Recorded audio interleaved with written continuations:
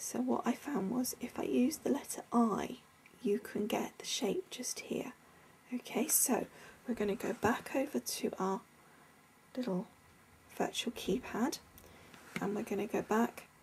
It doesn't matter which cartridge, any cartridge that's just got basic lettering.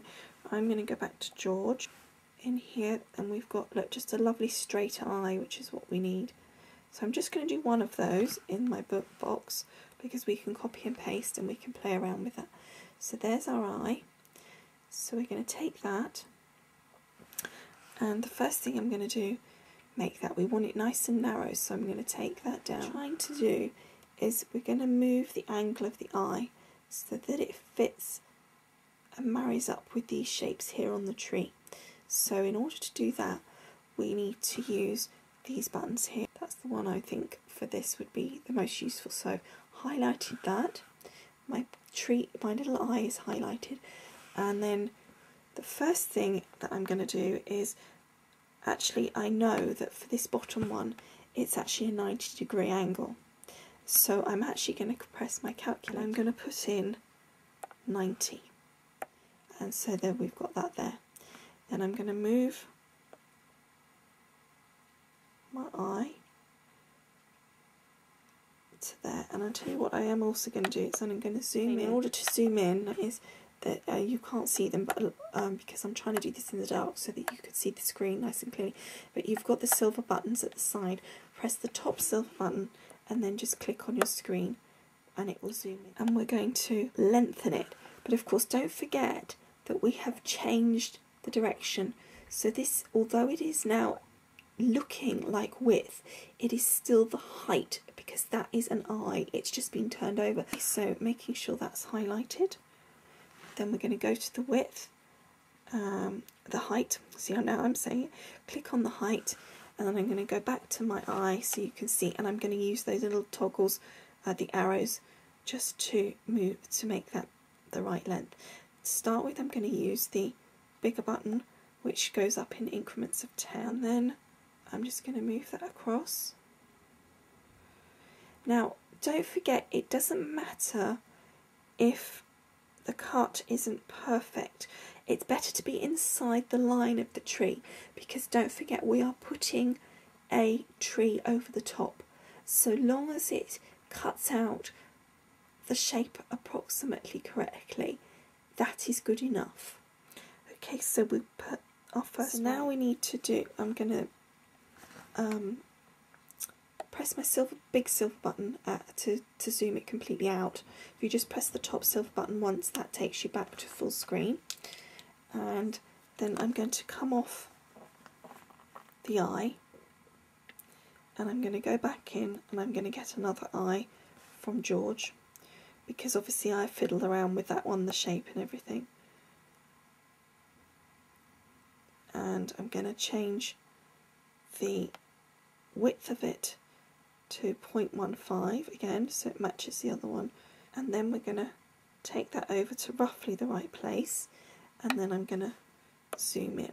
Now we're going to do the advanced menu, and we're going to go to the kerning button again, the rotating button again, sorry, this one, and we're going to do this one by eye. So then we're going to use our arrows, and we're going to move that till it looks roughly the same angle as the tree, and then we're going to move that across to just inside the line of the tree.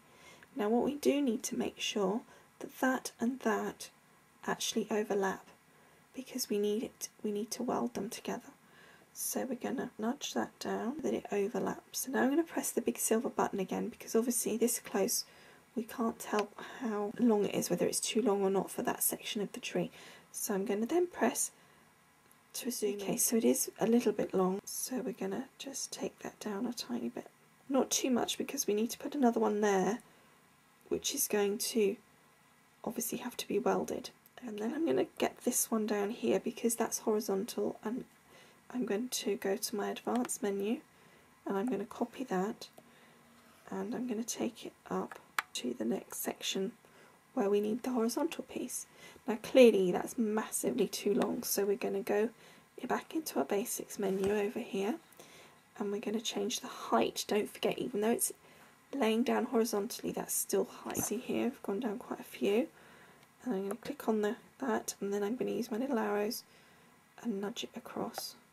And then we want to go down a bit so it's really nicely close to that tree. Okay, and then we're going to click on that one, and we're going to go to our advanced menu, and we're going to copy that one, and we're going to take that up there. Okay, so just move that, so use your bottom silver button to move, and then just take that piece, and we're going to, now if you look, it's at a very slightly different angle, so we need to go to our rotation button, which is here, and click on that rotation button, and we're just going to change that very slightly so that the angle is correct for that part of the tree. Then the next thing we're going to do is go back to the basic button, and we're going to do the height. Now in this case it is height, and we're going to just make that much longer so it fits in that whole of that tree. If you have a look, that looks about the right length. By the time we put the tree, that will be fine, and then we can use that bit, can be our fold line. Okay, so what we've done so far, if you can see, is we've got two templates. So we've got layer 1, we've got our base card template, then layer 2 we've got our Christmas tree, and then layer 3 we've done the cuts that are going to go on the one half of the, as what will be the Z card, because it will fold here and here, and these pieces will be cut, so then it will fold as a Z and then fold across, so that will look quite effective hopefully. So then obviously the next thing we need to do is get a box which is the same size as our template underneath, but we obviously don't need that fold line, and that is 7 inches high by 10 inches. So I will go to George and then shift lock to get the shapes, and then we'll go to our square. You could use a rounded square if you wanted to have little rounded edges as opposed to a square. I'm going to use a square because if I decide later I want rounded edges, I can always use the corner chomper or anything that you've got that will round corners. Then back to our mat, and then we're going to, we're going to again make sure our toggle is off, that little yellow toggle on there, and we're going to set the width at 10. So I'm going to use my little calculator. 10, and by height 7. Okay, which is up there. Okay, and then place the box over our template that we had already, and then this page is ready to cut out. Now for the Christmas tree that we need to cut out as a layer, we can use the Christmas tree that we've already placed, that we used as a template, which is on layer 2. Layer 1, which is the template for the original card, we won't be using. Okay, so that's pretty much it on the Gypsy.